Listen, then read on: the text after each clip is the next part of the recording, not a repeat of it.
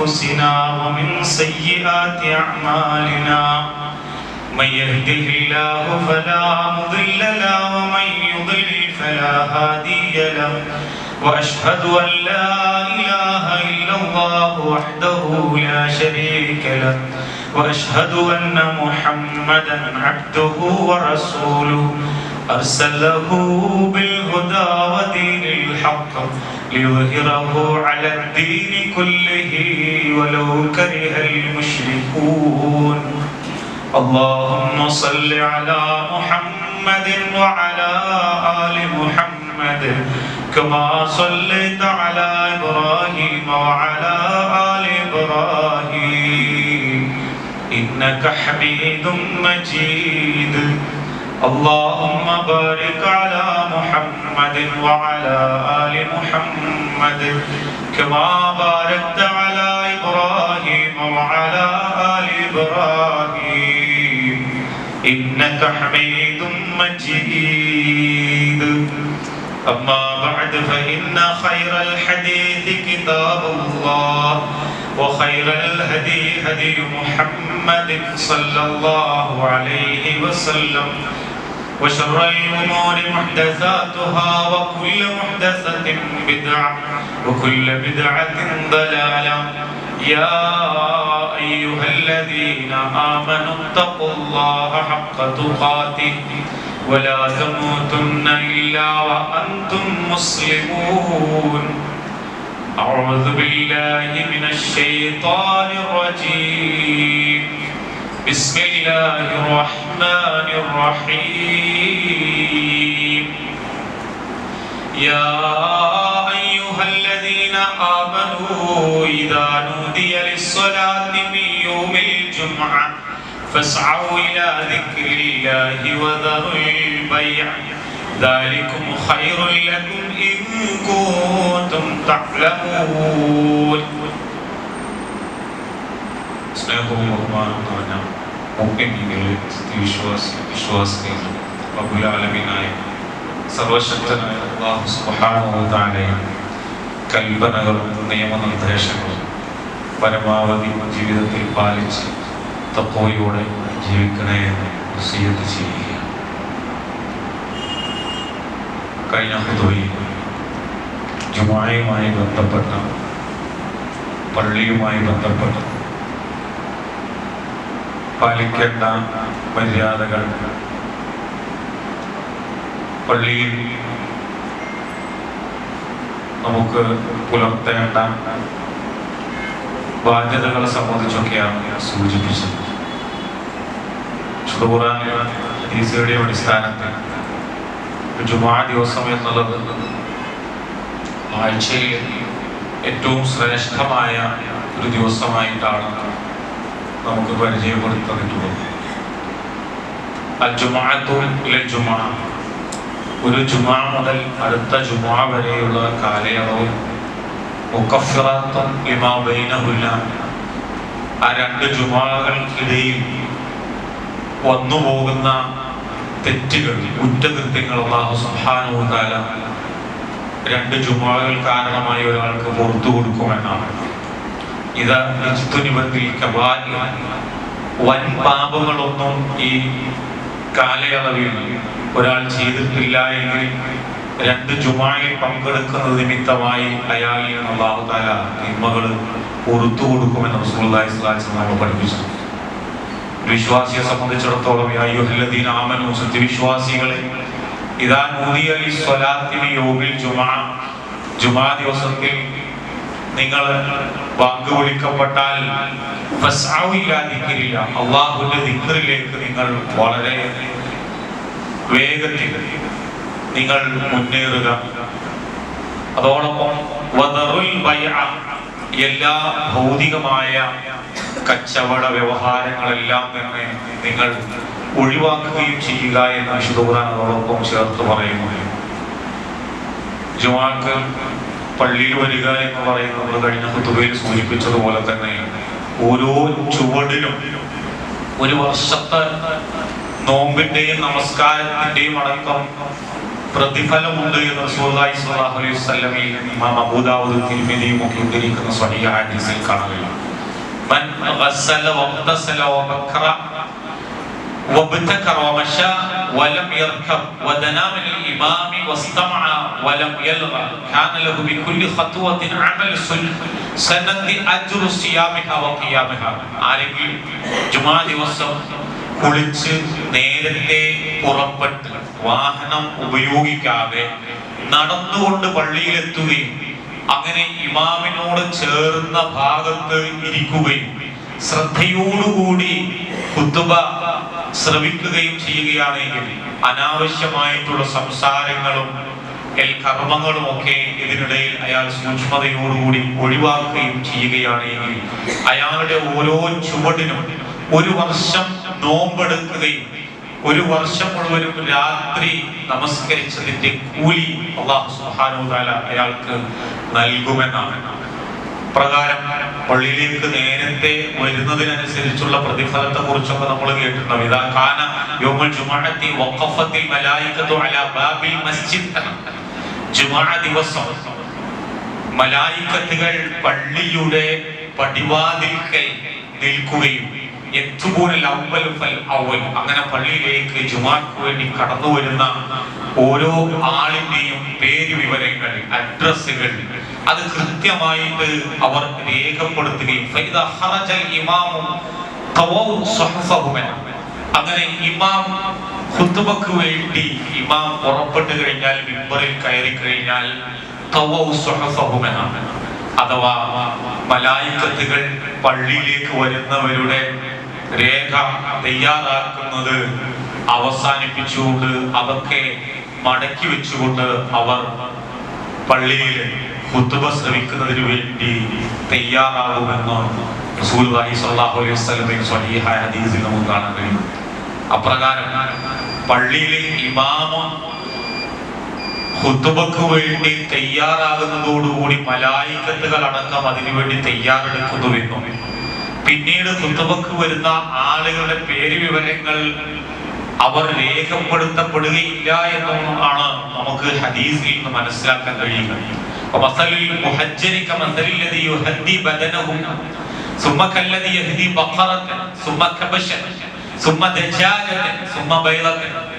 പള്ളിയിലേക്ക് നേരത്തെ വരുന്നവൻ ഒരൊട്ടകത്തെ ബലിയറുത്ത് ദാനം ചെയ്തവന്റെ പ്രതിഫലം ഒരാൾക്ക് കിട്ടുമെന്നാണ്. പിന്നീട് വരുന്ന ആളൊരു പശുവിനെ അറുത്ത് ദാനം ചെയ്ത പ്രതിഫലവും, പിന്നെ ഒരു ആടിനെ അറുത്തതും, പിന്നീട് വരുന്നവന് കോഴിയെ അറുത്ത, ഒടുവിൽ ഒരു കോഴിമുട്ട ദാനം ചെയ്ത പ്രതിഫലമെങ്കിലും പള്ളിയിലേക്ക് വരുന്ന ഓരോ വ്യക്തിയുടെയും അയാൾ എത്രത്തോളം നേരത്തെ ഉത്സാഹത്തോടുകൂടി ഇതിന് വരുന്നു അതിനനുസരിച്ചുകൊണ്ട് പ്രതിഫലം കണക്കാക്കപ്പെടുമെന്നാണ്. കഴിഞ്ഞ ഖുതുബയിൽ സൂചിപ്പിച്ചതുപോലെ ജുമാക്ക് പള്ളിയിൽ വരിക എന്നുള്ളത് കേവലം ആഴ്ചയിൽ നടക്കുന്ന ഒരു ചടങ്ങ് എന്നതിനപ്പുറം ഇത് ജുമാക്ക് വേണ്ടിയുള്ള ഒരു തയ്യാറെടുപ്പ്, മാനസികമായിട്ട് ശാരീരികമായിട്ടും അതിനുവേണ്ടി തയ്യാറെടുത്തുകൊണ്ട് നിയ്യത്ത് വെച്ചുകൊണ്ട് ശ്രദ്ധയോടുകൂടി വുദുവെടുത്തുകൊണ്ട് നല്ല വൃത്തിയും വെടിപ്പുമുള്ള വേഷം ധരിച്ചുകൊണ്ട് വരുന്ന വഴിയിൽ അനാവശ്യമായ സംസാരങ്ങൾ പലപ്പോഴും നമ്മുടെ ജുമാകളിലും ജമാഅത്തുകളിലൊന്നും നമുക്ക് വേണ്ടത്ര ഒരു ഖുശൂഉം തഖ്വയും ഭയഭക്തിയും കിട്ടാത്തതിന്റെ ഒരു കാരണവും അത് തന്നെയാണ്. അഥവാ ജുമാഅക്കും ജമാഅത്തിനൊക്കെ വരുമ്പോഴും പലപ്പോഴും പലതരത്തിലുള്ള ഭൗതികമായിട്ടുള്ള വിഷയങ്ങളെ സംബന്ധിച്ചും നാട്ടുവർത്തമാനങ്ങൾ പറഞ്ഞു. എത്രത്തോളം സൂചിപ്പിച്ചതുപോലെ ഇഖാമത്ത് കൊടുക്കുന്നത് വരെയും ഫോണിൽ സംസാരിക്കുക, അല്ലെങ്കിൽ കച്ചവട കാര്യങ്ങൾ സംസാരിക്കുക.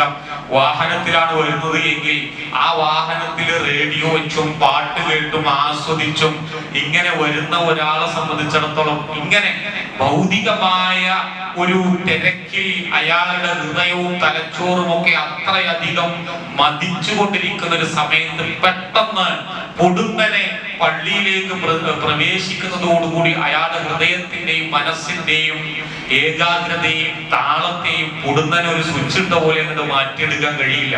അതുകൊണ്ടാണ് ബാങ്ക് വിളിച്ചതിന് ശേഷം ഓരോ വ്യക്തിയും അതിനുവേണ്ടി നിയ്യത്ത് വെച്ചുകൊണ്ട് വുദു എടുത്തുകൊണ്ട് ദിക്ർ ചൊല്ലിക്കൊണ്ട് നമസ്കാരത്തെയും അതിന്റെ പ്രതിഫലത്തെയും കാംക്ഷിച്ചും ആഗ്രഹിച്ചും അതിനെ സംബന്ധിച്ച് ആലോചിച്ചുകൊണ്ട് അയാൾ കടന്നു വരുമ്പോൾ സാവകാശം ശാന്തമായി കൊണ്ട് ദുനിയാവിലെ ചിന്തകൾ ഒഴിവാക്കി വരുന്നതോടുകൂടിയാണ് യഥാർത്ഥത്തിൽ നമസ്കാരത്തിന്റെ റൂഹ് ആത്മാവിനെ തൊട്ടറിഞ്ഞുകൊണ്ട് അത് നിർവഹിക്കാൻ അയാൾക്ക് സാധിക്കുക എന്നുള്ളതാണ്. റസൂലുള്ളാഹി സ്വല്ലല്ലാഹി അലൈഹി വസല്ലമ പള്ളിയിലേക്ക് കടന്നു വരുന്ന സമയത്ത് അവിടുന്ന് അന്നൊന്നും നമ്മളതുപോലെ ഈ കാലഘട്ടത്തിലെ പോലെ വ്യാപകമായി വാഹനങ്ങൾ ഉപയോഗിക്കുന്ന സമ്പ്രദായമൊന്നുമില്ല. നമുക്കറിയാം, മൃഗങ്ങളാണ് അവര് ഉപയോഗിച്ചിരുന്ന വാഹനങ്ങൾ. റസൂലുള്ളാഹി സ്വല്ലല്ലാഹി അലൈഹി വസല്ലമയും സഹാബാക്കളും ഒക്കെ വാഹനപ്പുറത്തായിരുന്നു പള്ളിയിലേക്ക് ജുമാഅക്കോ മറ്റോ കടന്നു വരുന്നത് എങ്കിൽ അതിനുവേണ്ടി പ്രത്യേകം തയ്യാറാക്കിയിട്ടുള്ള പള്ളിയിലേക്ക് ആളുകളുടെ പോക്കുവരവിന് തടസ്സമുണ്ടാകുന്ന തരത്തിൽ വാഹനങ്ങളെ അവര് നിർത്തുകയില്ലായിരുന്നു എന്ന് കാണാൻ കഴിയും. ഇമാം ബുഖാരിയുടെ കിതാബിൽ ബാബു മൻ അഖല ബഈറഹു അലൽ ബലാത്തി ഔ ബാബിൽ മസ്ജിദ് എന്നൊരു ബാബ്, ഒരു അധ്യായത്തിന്റെ പേര് തന്നെ അതിനു വേണ്ടി നൽകിയിട്ടുണ്ട് എന്ന് കാണാൻ കഴിയും. അഥവാ പള്ളിയുടെ വാതിൽക്കൽ ബഈറിനെ, ഒട്ടകത്തെ, വാഹനത്തെ കെട്ടിയിട്ട് ഒതുക്കി നിർത്തി എന്ന ഒരു അധ്യായം തന്നെ പ്രത്യേകമായി കൊടുത്തത് കാണാൻ കഴിയും. അഥവാ പള്ളിയിലേക്കുള്ള പ്രവേശന കവാടത്തെ ഒഴിവാക്കിക്കൊണ്ട് അൽ ബലാത്ത് എന്നാണ്. ബലാത്ത് എന്ന് പറഞ്ഞു കഴിഞ്ഞാൽ പള്ളിയോട് ചേർന്ന് ഇതുപോലെ വാഹനങ്ങൾ കെട്ടിയിടാൻ വേണ്ടി അന്ന് പ്രത്യേകം തയ്യാറാക്കിയിരുന്ന ഇടത്തിനാണ് ബലാത്ത് എന്ന് പറയാം. അപ്പൊ പള്ളികൾക്ക് വശത്ത്, പള്ളികളോട് ചേർന്നുകൊണ്ട് വാഹനങ്ങൾ പാർക്ക് ചെയ്യുന്നതിന് വേണ്ടിയുള്ള പ്രത്യേക സൗകര്യങ്ങൾ റസൂലുള്ളാഹി സ്വല്ലല്ലാഹു അലൈഹി വസല്ലമയുടെ കാലഘട്ടത്തിൽ ഉണ്ടായിരുന്നു എന്നുള്ളത് നമ്മളെ ചിന്തിപ്പിക്കേണ്ട ഒരു സംഗതിയാണ്. ഇന്ന് അത്രയധികം വാഹനങ്ങൾ നമ്മുടെ ജീവിതത്തിൽ ഒരു ചെരുപ്പ് ഉപയോഗിക്കുന്നത് പോലെ വാഹനം ഉപയോഗിക്കുന്ന ആളുകളാണ് ഓരോ വ്യക്തികളും. അതുകൊണ്ട് തന്നെ വാഹനങ്ങൾ കൊണ്ടുവരുന്ന ആളുകൾ, നമുക്കറിയാം നമ്മുടെ പള്ളിയുടെ പരിസരമൊക്കെ വാഹനങ്ങൾ പാർക്ക് ചെയ്യുന്നതിനുള്ള പരിമിതമായ സാഹചര്യങ്ങളും സൗകര്യങ്ങളാണുള്ളത്. ഒന്ന്, അതിനെ സൗകര്യപ്പെടുത്തുക എന്നുള്ളത് മറ്റൊരു പള്ളി വ്യവഹാരവുമായി ബന്ധപ്പെട്ട ഒരു വിഷയമാണ്. എന്നാൽ സൗകര്യമില്ലാത്തിടത്ത് കൃത്യമായി ആളുകൾക്ക് പ്രയാസമില്ലാത്ത തരത്തിൽ അതിനെ ഒതുക്കി പാർക്ക് ചെയ്യുവാനുള്ള ഒരു മാന്യതയും അതിനുള്ള ഒരു സഹകരണവും ഒരു വിശ്വാസിയുടെ ഭാഗത്ത് നിന്ന് ഉണ്ടാക്കണം എന്നുള്ളതാണ് നമുക്ക് ഈ ഹദീസുകളിൽ നിന്നൊക്കെ മനസ്സിലാക്കാൻ കഴിയുന്നത്. അഥവാ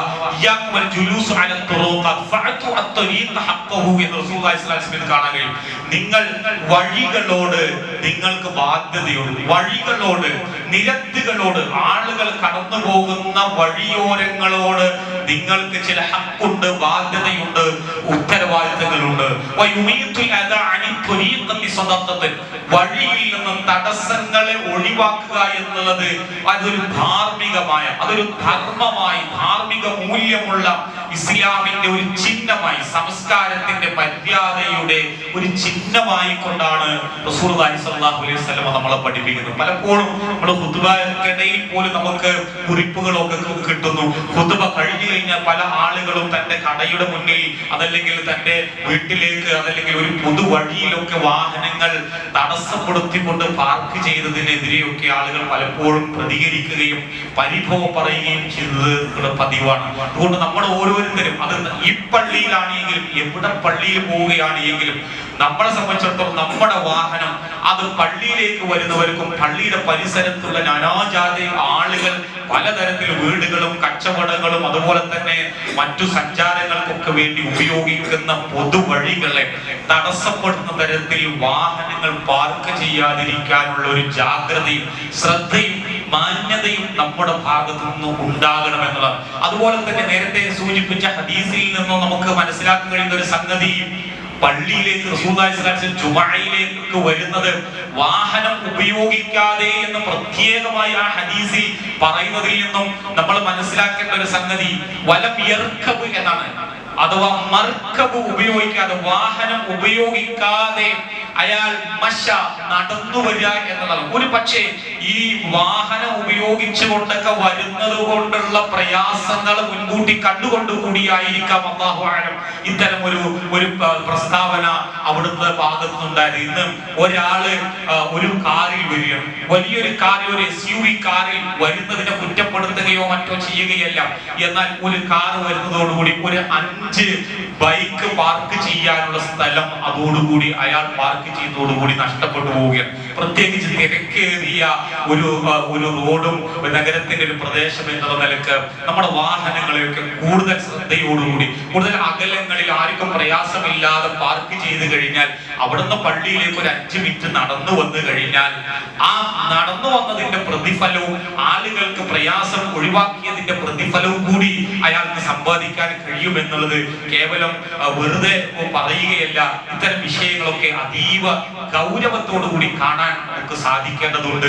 അതോടൊപ്പം തന്നെ പള്ളികളിൽ പുറത്തിറങ്ങി കഴിഞ്ഞാൽ നമ്മൾ ഓരോരുത്തരും അവനവന്റെ വാഹനത്തിന് വേണ്ടി റോഡുകൾ മുറിച്ചു കടക്കുന്നതിലൊന്നും ഒരു ചിന്തയും ഒരു ക്രമവും ഇല്ലാതെ എല്ലാവരും ഒരു 100 മീറ്റർ 50 മീറ്റർ ദൂരപരിധിയിൽ എല്ലാവരും അങ്ങോട്ടും ഇങ്ങോട്ടും മുറിച്ചു കടക്കുമ്പോൾ അത് ഒരുപാട് ആളുകൾക്ക്, വാഹനത്തിൽ സഞ്ചരിക്കുന്ന സാധാരണക്കാരായ ആളുകൾക്ക് പ്രയാസം ഉണ്ടാക്കുന്നത് കൊണ്ട് തന്നെ കൃത്യമായി എല്ലാവരും ഒരേ സമയത്ത് റോഡ് മുറിച്ചു കടക്കുകയും അല്പം ആ വാഹനങ്ങൾക്കോ കടന്നു പോകാനുള്ള സൗകര്യം ചെയ്തു കൊടുക്കുക എന്നുള്ളത് തിരക്കേറിയ ഇടങ്ങളിലൊക്കെ പള്ളികളിൽ ജമാഅത്തിൽ പങ്കെടുക്കുമ്പോൾ നമുക്കുള്ള ബാധ്യതയാണ്. അതോടൊപ്പം തന്നെ പള്ളിയിലേക്ക് നമ്മൾ കടന്നു വന്നു കഴിഞ്ഞാൽ ഒരു വിശ്വാസിയെ സംബന്ധിച്ചിടത്തോളം റസൂലുള്ളാഹി സ്വല്ലല്ലാഹു അലൈഹി വസല്ലം പറഞ്ഞു, أنس بن مالك رضي الله عنه قال من السنة إذا دخلت المسجد أن تبدأ برجلك اليمنى وإذا خرجت أن تبدأ برجلك اليسرى.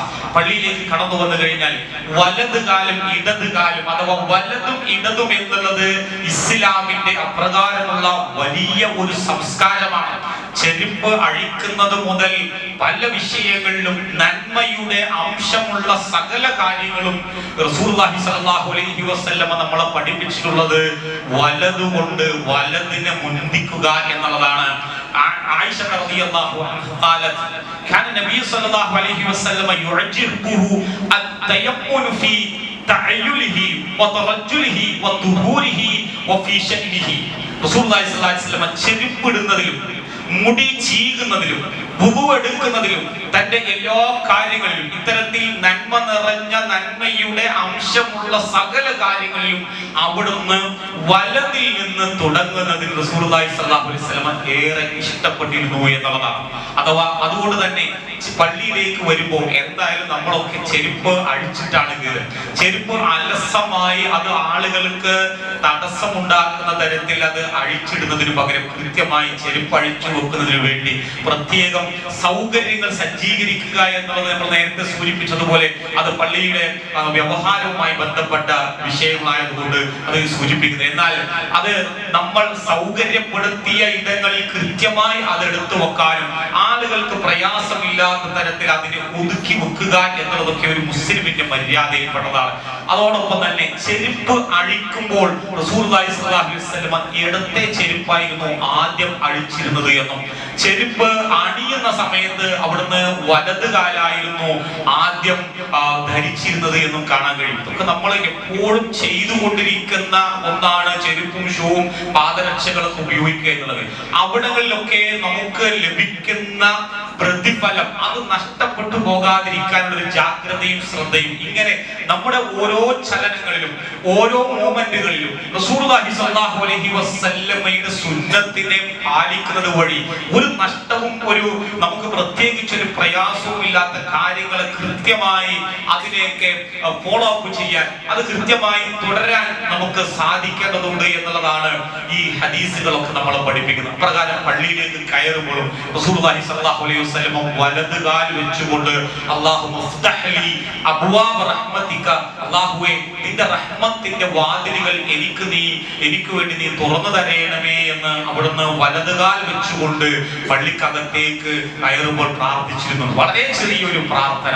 അങ്ങനെ നമ്മുടെ അലസമായി മറ്റേതെങ്കിലും ചിന്തയോടുകൂടി കയറുന്നതിന് പകരം പള്ളി പള്ളിയിലേക്ക് വലതുകാൽ വെച്ച് കയറുന്നതോടുകൂടി അള്ളാഹുവിന്റെ റഹ്മത്താണ് ഈ പള്ളിക്കകത്ത് നിറച്ചു വെച്ചിരിക്കുന്നത്. ആ റഹ്മത്തിനെ സ്വായത്തമാക്കാൻ വേണ്ടി പടച്ച തമ്പുരാനോട് അതിനുള്ള തൗഫീഖിനെ ചോദിക്കുകയാണ് നമ്മൾ ചെയ്യുന്നത്. അതോടൊപ്പം തന്നെ പള്ളിയിൽ നിന്ന് പുറത്തിറങ്ങുമ്പോൾ അള്ളാഹുവിന്റെ ഫദ്ല്, അള്ളാഹു സുബ്ഹാനഹു വ തആല നമുക്ക് തരാൻ ഉദ്ദേശിക്കുന്ന അവന്റെ ജീവിതത്തിന്റെ ഔദാര്യങ്ങൾ ഈ ഭൂമിയിലാകമാനം അള്ളാഹു നിറച്ചു വെച്ചിരിക്കുന്നു. അത് തേടിക്കൊണ്ടാണ് ഒരാൾ പള്ളിയിൽ നിന്ന് പുറത്തേക്ക് ഇറങ്ങുന്നത്. അത് അള്ളാഹുവിനത് തേടിക്കൊണ്ടായിരിക്കണം ഇടതുകാൽ വെച്ചുകൊണ്ട് നമ്മൾ പള്ളിയിൽ നിന്ന് പുറത്തിറങ്ങുന്നത്. പള്ളിയിൽ കയറി കഴിഞ്ഞാൽ ഒന്ന് പള്ളിയിലേക്ക് നേരത്തെ വരിക എന്നുള്ളതാണ്. നേരത്തെ വരികയും പള്ളിയിലെ മുന്നിലെ സഫിൽ ഇരിക്കാൻ വേണ്ടി ശ്രമിക്കുകയും ചെയ്യുക എന്നുള്ളതാണ്. പള്ളിയിൽ കയറി കഴിഞ്ഞാൽ നമുക്ക് കംഫർട്ട് ആയിട്ടുള്ള, നമുക്ക് സുഖകരമായിട്ടുള്ള ഏതെങ്കിലും ഒരു സീറ്റ് കണ്ടെത്തുക എന്നതിനപ്പുറം ജനങ്ങൾ ബാങ്ക് വിളിയുടെയും അതുപോലെ തന്നെ ഒന്നാമത്തെ സഫിന്റെയും ശ്രേഷ്ഠത യഥാർത്ഥത്തിൽ ആളുകൾക്ക് മനസ്സിലായിരുന്നെങ്കിൽ എന്നാണ്.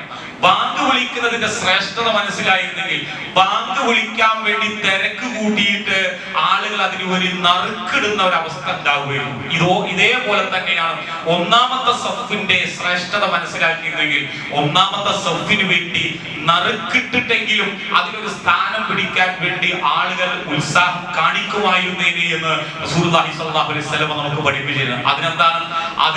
അതിന്റെ പ്രാധാന്യവും ശ്രേഷ്ഠതയും തിരിച്ചറിയണം എന്നുള്ളതാണ് അതിന്റെ മുന്നോടിയായിട്ട് അവിടുന്ന് പറയുന്നത്. റസൂലുള്ളാഹി സ്വല്ലല്ലാഹു അലൈഹി വസല്ലം പഠിപ്പിച്ചു, ഇന്നല്ലാഹു വ മലായികതുഹു യുസല്ലൂന അലാ സഫിൽ അവ്വൽ. അള്ളാഹുവിന്റെ മലായികത്തുകളും ഒന്നാമത്തെ സഫിലിരിക്കുന്ന ആളുകൾക്ക് വേണ്ടി പ്രത്യേകമായി പ്രാർത്ഥിച്ചു കൊണ്ടിരിക്കുമെന്നാണ്, സ്വലാത്ത് ചൊല്ലിക്കൊണ്ടിരിക്കും. റസൂലുള്ളാഹി സ്വല്ലല്ലാഹു അലൈഹി വസല്ലം മാത്രമല്ല, റസൂലുള്ളാഹി സ്വല്ലല്ലാഹു അലൈഹി വസല്ലം യസ്തഗ്ഫിറു ലിസ്സഫിൽ മുഖദ്ദമി സലാസ, ഏറ്റവും മുന്നിലുള്ള സഫിലുള്ള ആളുകൾക്ക് വേണ്ടി റസൂലുള്ളാഹി സ്വല്ലല്ലാഹു അലൈഹി വസല്ലം 3 തവണ ഇസ്തിഗ്ഫാർ നടത്തിയിരുന്നു. വലിസാനി മറ, രണ്ടാമത്തെ സഫിലുള്ളവർക്ക് റസൂലുള്ളാഹി സ്വല്ലല്ലാഹു അലൈഹി വസല്ലം 2 തവണ ഇസ്തിഗ്ഫാർ നടത്തിയെന്ന്. അഥവാ സഫിൽ മുന്നിലേക്ക് വരുന്നതിനനുസരിച്ചുകൊണ്ട് റസൂലുള്ളാഹി സ്വല്ലല്ലാഹു അലൈഹി വസല്ലമയുടെ പ്രാർത്ഥനക്കും അല്ലാഹുവിന്റെ അനുഗ്രഹങ്ങൾക്കും ആശീർവാദത്തിനും ഒക്കെ അർഹരായി തീരും എന്നുള്ളതാണ്. എന്നാൽ 500 ആളുകൾ പങ്കെടുക്കുന്ന ഒരു പള്ളിയിൽ എല്ലാ ആളുകൾക്കും ഒന്നാമത്തെ സഫിൽ പങ്കെടുക്കാൻ സാധിച്ചു കൊള്ളണമെന്നില്ല. എന്നാൽ അതിനുവേണ്ടി പരിശ്രമിക്കുകയും അതിന് നിയ്യത്താക്കുകയും ആ നിയ്യത്ത് ആക്കിയതിന്റെ അടിസ്ഥാനത്തിൽ അയാൾ പരിശ്രമിച്ചു, പക്ഷേ അയാൾക്ക് അതിന് അവസരം കിട്ടിയില്ല എങ്കിൽ ഓരോരുത്തരുടെയും നിയ്യത്തനുസരിച്ചുകൊണ്ടും പരിശ്രമത്തെ പരിഗണിച്ചുകൊണ്ടും അള്ളാഹു അർഹിച്ച പ്രതിഫലം നൽകുമെന്നുള്ളത് നമുക്ക് കാണാൻ കഴിയും. അപ്രകാരം പള്ളിയിലേക്ക് കടന്നു വന്ന് അലസമായിട്ട് എവിടെയെങ്കിലും ഒരു ചുമരോ ഒരു തൂണോ എന്തെങ്കിലുമൊക്കെ കിട്ടിക്കഴിഞ്ഞാൽ അതും എങ്ങനെ ചാരി അലസമായിട്ട് ഈ സമയത്തെ ഇങ്ങനെ വാച്ചിലേക്ക് നോക്കി ഇത് തീരുന്നതും കാത്തിങ്ങനെ നിൽക്കുന്നതിനു പകരം അത് ഖുശൂഅോടുകൂടി, ഭയഭക്തിയോടുകൂടി, തഖ്വയോടുകൂടി, ജാഗ്രതയോടുകൂടി നമസ്കാരത്തെ കാണുകയും ചെയ്യുക എന്നുള്ളതാണ്. റസൂലുള്ളാഹി സ്വല്ലല്ലാഹു അലൈഹി വസല്ലം വിശുദ്ധ ഖുർആനിൽ നിരവധി ആയത്തുകളിൽ നമുക്ക് കാണാൻ കഴിയും മുനാഫിക്കുകൾ നിസ്കാരത്തെ കുറിച്ച് പരാമർശിക്കുന്നത്. ഇന്നൽ മുനാഫിഖീന യുഖാദിഊന അല്ലാഹ വഹുവ ഖാദിഉഹും. മുനാഫിഖുകൾ അഥവാ ഖൽബിൽ ഈമാൻ ഇല്ലാതെ പുറത്ത് ഈമാനിന്റെ എല്ലാ ഉപചാരങ്ങളും ജാടകളും എല്ലാ കൊമ്പിരാട്ടികളും ഉണ്ടാകും. എന്നാൽ ഖൽബിനകത്ത് ഈമാൻ തീരെ ഉണ്ടാവില്ല. അങ്ങനത്തെ ആളുകൾ പള്ളിയിലേക്ക് വരാൻ സാധ്യതയുണ്ട്. ഇവര് നിസ്കരിച്ചു കഴിഞ്ഞാൽ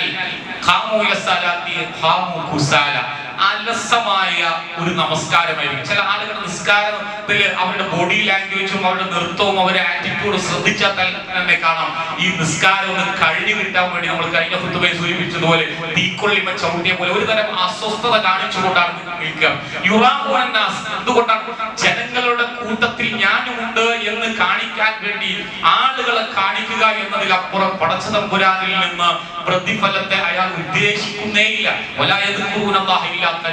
അല്ലാഹുവിനെ വളരെ കുറച്ചേ അവരൊക്കെ ദിക്ർ ചെയ്യുന്നുള്ളൂ എന്നുള്ളതാണ്.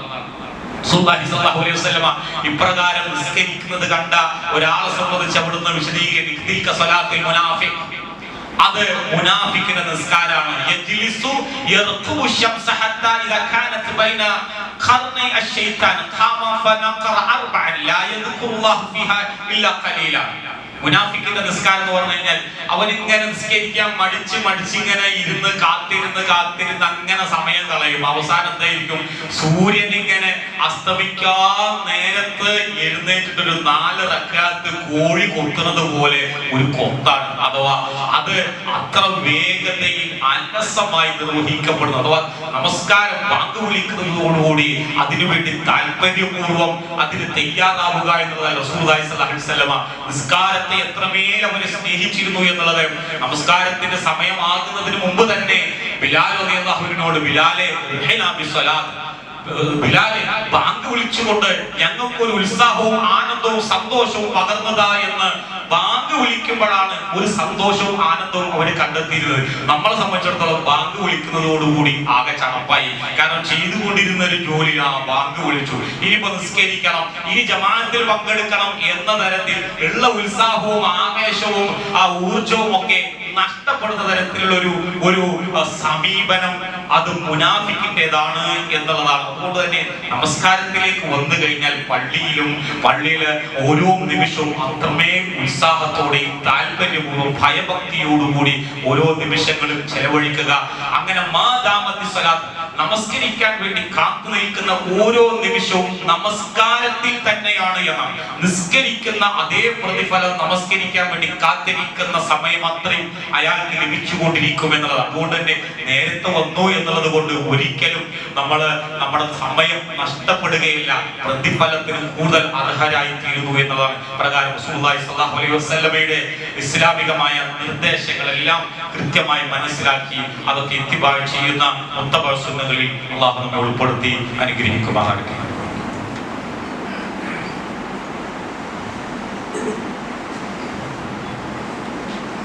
അൽഹംദുലില്ലാഹ് വസ്സലാത്തു വസ്സലാമു അലാ റസൂലില്ലാഹി വഅലാ ആലിഹി വസഹ്ബിഹി അജ്മഈൻ. അമ്മാ ബഅദ്. യാ അയ്യുഹല്ലദീന ആമനൂ ഉസീകും വഇയ്യായ തനിയ ബിതഖ്വല്ലാഹ്. വിശ്വാസികൾ കൂടി അല്ലാഹുവിന്റെ കൽപ്പനകളും നിയമനിർദ്ദേശങ്ങളും പരമാവധി പാലിച്ച് തഖ്വയോടെ ജീവിക്കണേ എന്ന് വസിയത്ത് ചെയ്യുകയാണ്. സഹോദരങ്ങൾ, നമുക്കറിയാവുന്നതുപോലെ ഒരാഴ്ചയിലേറെ നമ്മുടെ ചെറിയ കേരളത്തിൽ മാത്രമല്ല ഇന്ത്യ രാജ്യമൊട്ടാകെയും വലിയ ശക്തമായ മഴ വർഷിച്ചുകൊണ്ടിരിക്കുകയും അതിൻ്റെ കെടുതികൾ നമ്മൾ ഓരോരുത്തരും അനുഭവിച്ചുകൊണ്ടിരിക്കുകയും ചെയ്യുന്ന സന്ദർഭം വീണ്ടും മഴക്കെടുതിയെ സംബന്ധിച്ചും പെയ്യാനിരിക്കുന്ന മഴയെ സംബന്ധിച്ചുമുള്ള താക്കീതുകളും മുന്നറിയിപ്പുകളും വന്നുകൊണ്ടേയിരിക്കുകയും ചെയ്യുകയാണ്. ഈ സന്ദർഭത്തിൽ ഒരു വിശ്വാസി എന്ന നമുക്ക് മനസ്സിലാക്കേണ്ട ഒരു കാര്യം സൂറത്തുൽ മുഅ്മിനൂനിലെ ശ്രദ്ധേയമായ ആയത്താണ്. وأنزلنا من السماء ماء بقدر فأسكناه في الأرض وإنا على ذهاب به لقادرون. തീർച്ചയായും ആകാശത്ത് നിന്ന് നാം ഒരു നിശ്ചിത തോതിൽ നാം മഴ വർഷിപ്പിക്കുന്നു. എന്ന ഒരു നിർമ്മിത അളവിൽ എന്നാണ്. ശാസ്ത്രം ഇത്രമേൽ പുരോഗതിയും സാങ്കേതിക വിദ്യകളൊക്കെയും പുരോഗതി പ്രാപിച്ചിട്ടും ചൊവ്വയിലെ സൂര്യൻ അസ്തമിക്കുകയും ഉദിക്കുകയും ചെയ്യുന്ന ഫോട്ടോകളൊക്കെ നമുക്ക് വന്നുകൊണ്ടിരിക്കുകയും ചെയ്തു. പക്ഷേ നമ്മുടെ തലക്കുമീത് ഒരു 200, 300, 400, 500 മീറ്റർ ഉയരത്തിൽ നിൽക്കുന്ന മേഘങ്ങളിൽ നിന്ന് പെയ്തിറങ്ങാനിടയുള്ള മഴവെള്ളത്തിന്റെ അളവോ അതിന്റെ അപകടത്തിന്റെ വ്യാപ്തിയോ അതുണ്ടാക്കിയേക്കാവുന്ന പ്രയാസങ്ങൾ അത് എത്രയാണ് എന്ന തരത്തിൽ അതിനെ ഒരു നിഗമനത്തിലെത്താനോ ഒരു കണക്കുകൂട്ടലിലെത്താനോ ഒന്നും ഇപ്പോഴും മനുഷ്യന് സാധ്യമല്ലാത്ത വിധം ഇങ്ങനെ കോരിച്ചൊരിയുന്ന മഴയെ ഒന്ന് തടയാനോ അതിനെ വഴിതിരിച്ചു വിടാനോ ഒന്നും സാധ്യമല്ലാത്ത വിധത്തിൽ മനുഷ്യൻ അത്രമേൽ നിസ്സാരമാണ് എന്നുള്ളത് വീണ്ടും അല്ലാഹു സുബ്ഹാനഹു വ തആല പ്രകൃതിയിലെ ഓരോ സംഭവവികാസങ്ങളിലൂടെയും നമുക്ക് തെളിയിച്ച് കാണിച്ചുകൊണ്ടിരിക്കുകയാണ്. ഒരു ചെറിയ മേഘം അതിന് പലപ്പോഴും മഴ പെയ്യാൻ ഒരു സാധ്യതയില്ലാത്ത ഒരു ചെറിയ മേഘക്കീറിനു പോലും ലക്ഷക്കണക്കിന് ലിറ്റർ വെള്ളത്തെ ഉൾക്കൊള്ളുന്നു എന്നുള്ളതാണ്. ഇടിയും മിന്നലും ഉണ്ടാകുന്ന ഒരു മഴമേഘത്തിന് ഏകദേശം 18 കിലോമീറ്ററോളം ചുറ്റളവിൽ വ്യാപ്തിയുണ്ട്.